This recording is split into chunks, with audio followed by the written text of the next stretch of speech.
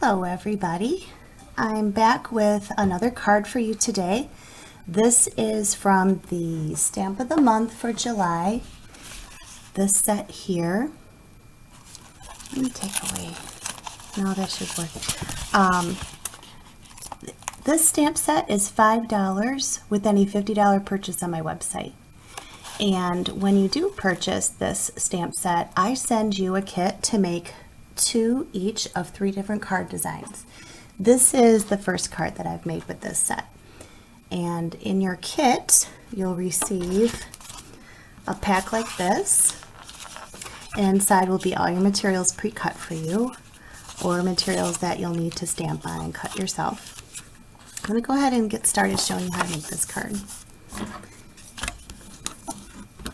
This layout design idea I got from our idea book called Love of Color, and I'm using this layout right here. It was on the page for Smoothie, and so I'm not using all of those colors, but I did like the layout, and of course you can see I did alter it a little bit. So I'm going to be using that as an idea. I like to use our idea book sketches or layouts to get started, and then I take it from there. Alright, so first we can go ahead and start layering. You could do these in any order, but a lot of people always go with the stamp, layer, and then embellish. But whatever you feel like, it's good. This paper does come 2-sided, so if you like this side better, feel free to use that too. I'll have all the measurements down below, but this measurement for this piece is 5.5 by 3 of that floral. This zip strip is 5.5 by 3/4. This is in the Lagoon.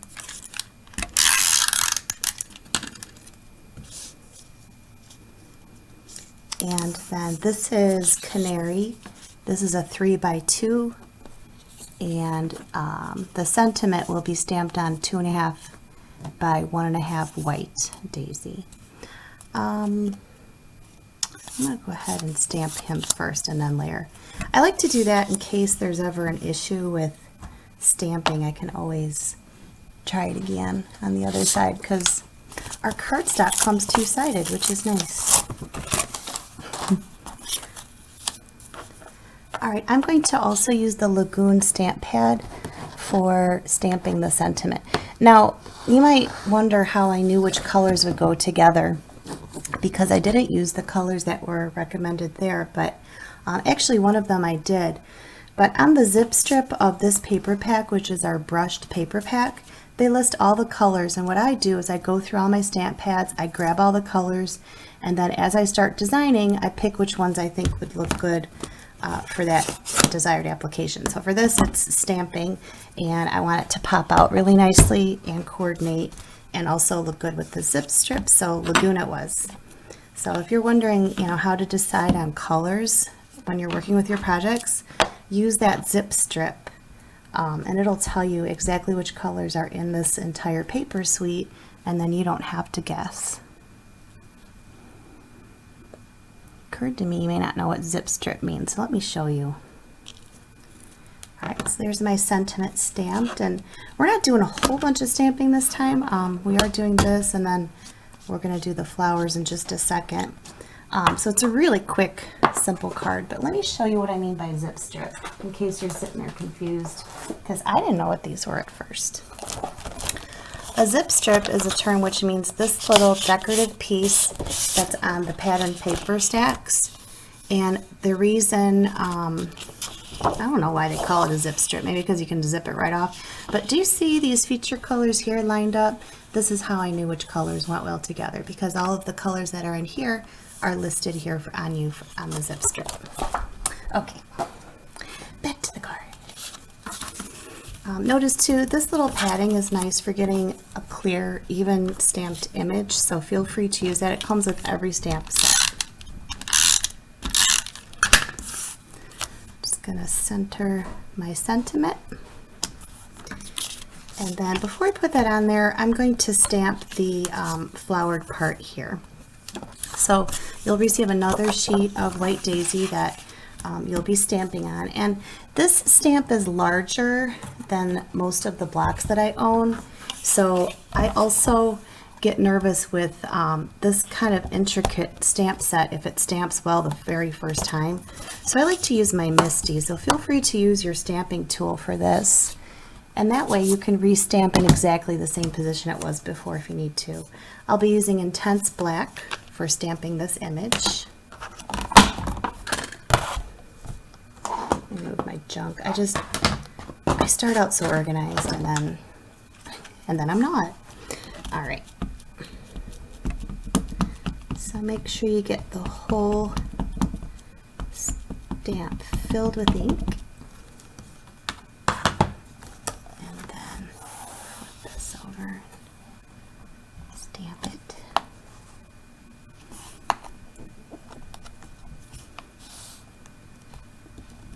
Please forgive the glare. I got all kinds of lights going on here because I was noticing as an amateur videographer here that my lighting could be improved. So I've grabbed almost every light I own and I don't think it's diffused enough. So I think I'll be working on that some more. Okay, I like how that's stamped out. That's really nice and clear.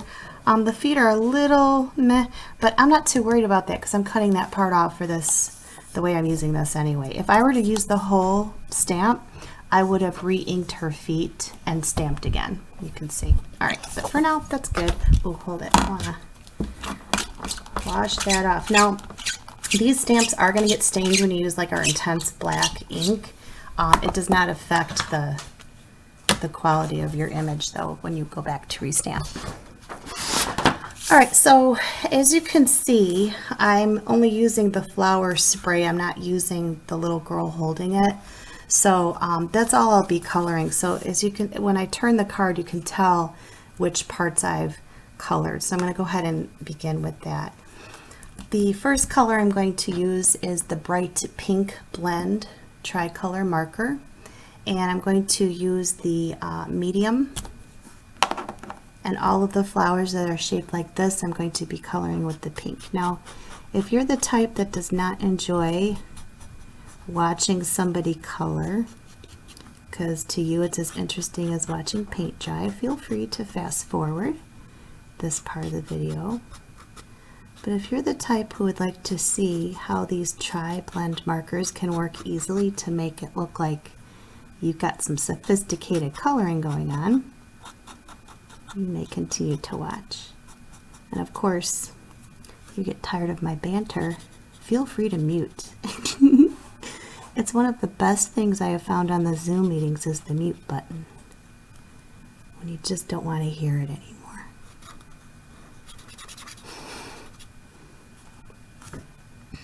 All right, so I'm just kind of using the medium color first. And then, and again, this is not the only way to do this. I've seen lots of people start with the light color first. I've been finding that I go in with the light a couple times. Once now as I blend in the medium, and then after I use the dark color, I kind of give the whole thing a blend with the light color again. There's lots of great ways to do this correctly though, so feel free to experiment and make it your own process, whatever feels good to you. Like him, I'm going to go in with some dark again, but for now I'm just going to blend all this medium out.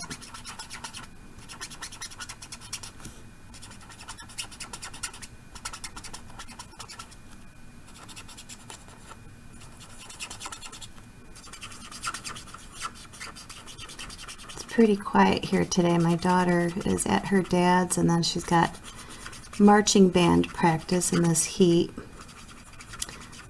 but you might hear some footsteps up above me.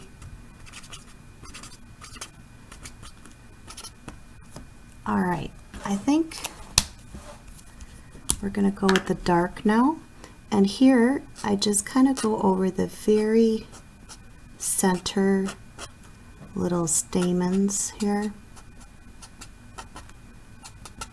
And then like maybe inside this crease here, and maybe along the bottom.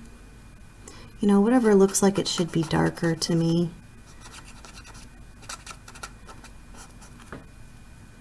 And if you don't feel it's dark enough after blending, you can go to your red color. In fact, I think I did that. Let me blend through again and see how I like it. When you first start blending, it looks like you maybe over blended. You're not going to see enough color definition, but give it a minute or so to dry, and then you'll see the variegation in the color. So at first it may not be apparent, but after a few minutes it's like, oh, there it is.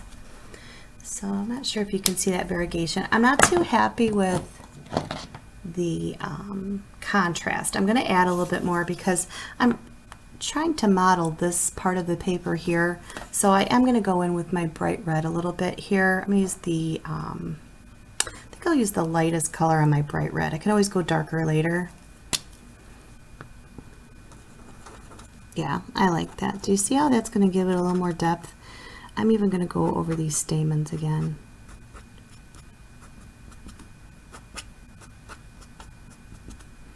And along the bottom where it should be shady, darker in there.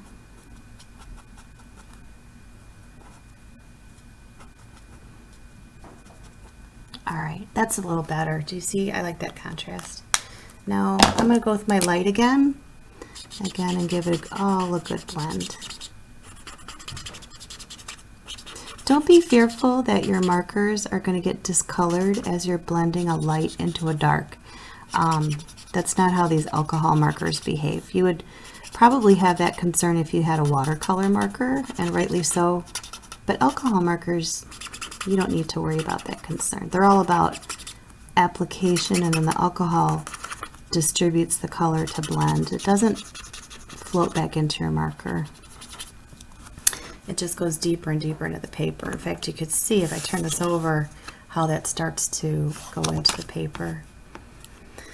All right, I'm happy with that. Next, I'm going to use Citrus Blend. Now, be careful. I think I've made this mistake before. Sorry about that, guys. I think I clicked off the camera with my mouse when I went to reach for my marker. Apologize.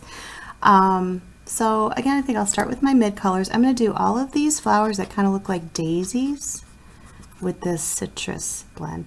What I was saying, and I don't know if I got cut off or not. Oh, I probably should have done him pink. I was making the mistake for a while of confusing Citrus Blend and Citrus Green.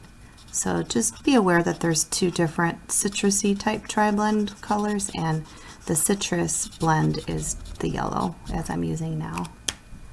All right, I'm going to go to my light and color it all in.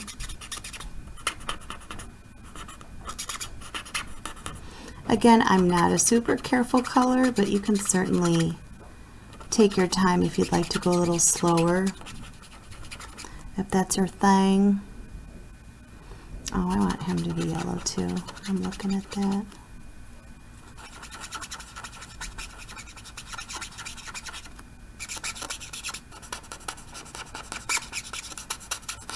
And then I'm going to do the dark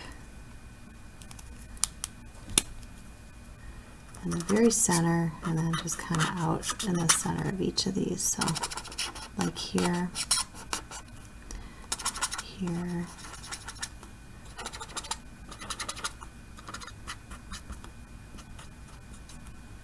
all right. We'll see how that looks when it dries. All right, next I'm going to use the green turquoise blend. And again, there's a few different greens, so you can choose what you'd like. I'm going to use the mid color to color in all of this greenery. There's quite a bit here.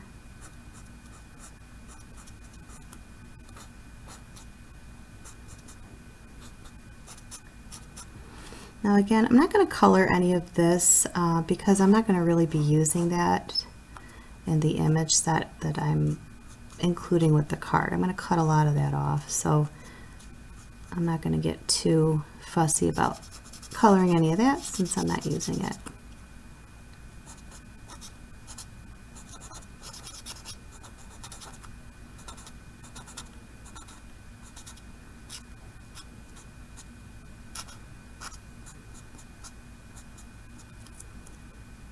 Yeah, I'm going to use this, I think.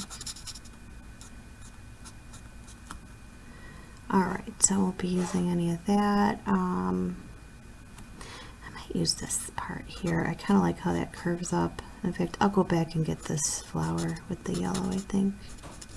This I won't use, I don't think. Alright, now I'll use the dark.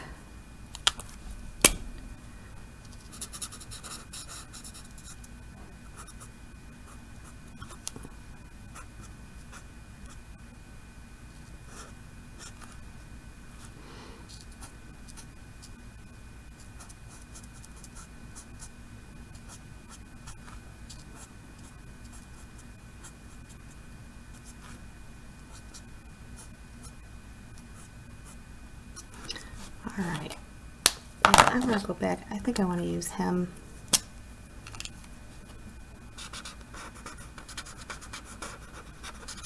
I'm not sure, so I might as well get him cut out here.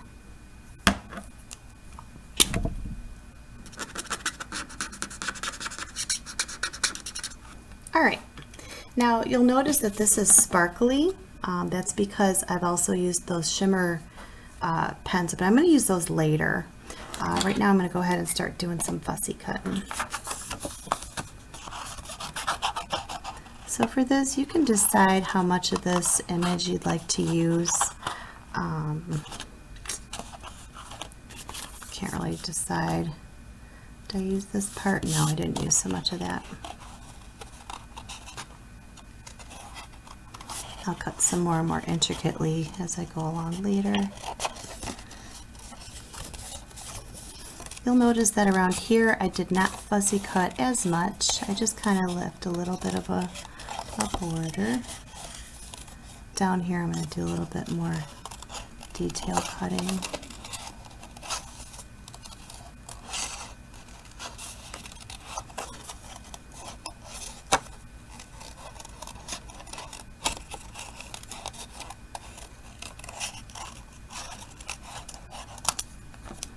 So like here, I want this gone.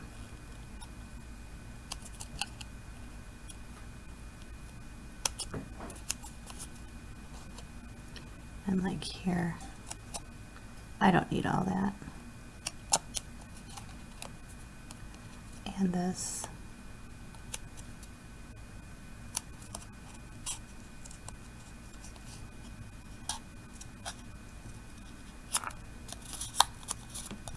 All right, the rest of that's okay. You can get as fussy with that as you want to. Let's see, where'd my card go? Here he is.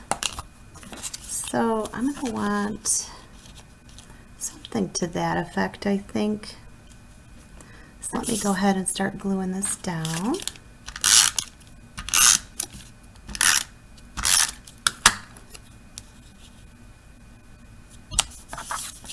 If you wanted to pop this up, that would be a nice little dimension to add. And then I'm going to use these gold glitter gems. These are kind of nice to use as a little accent. Of course, as I toss things, I don't know where they went. Here they are. You'll get plenty of them to use. There'll be other cards too in your kit that you can use these on, but also if you wanted to use more than 3 like I have pictured here, you can certainly do that as well. So you'll get plenty of these. And of course, if you're watching this after the kit is available, you can purchase any of these things. I'll include links below for you. All right. If you have something in your stash that looks like this, certainly feel free to use that. All right. Now I want to do a little bit more shimmer. This is certainly optional. You certainly don't have to do this part, but I think it adds a little fun. I'm going to take, this one is Lemonade, and I'm simply going to do a little bit of coloring over the center and then into the petals a little bit. This will add a really pretty little shimmer. It's a little something extra on your card. If you have stickles, you can use those. I'll take evergreen and go over some of the darker leaves. These do add a little bit of color, sometimes kind of intense. So if you're not sure about using these, either try on a scrap piece or apply to a darker leaf. Err on the side of darker because they do go on pretty dark, as you can see here. And then I've got raspberry here for these guys.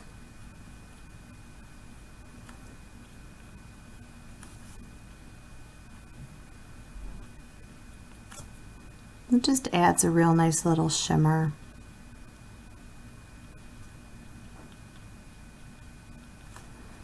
Alright, I'm not sure if the camera will pick that up, but I'll try so you can see where it might add a little bit of shimmer to that. Okay, so that's our first card. Oh, one other little design element you might be interested in is I did take the smaller floral stamp,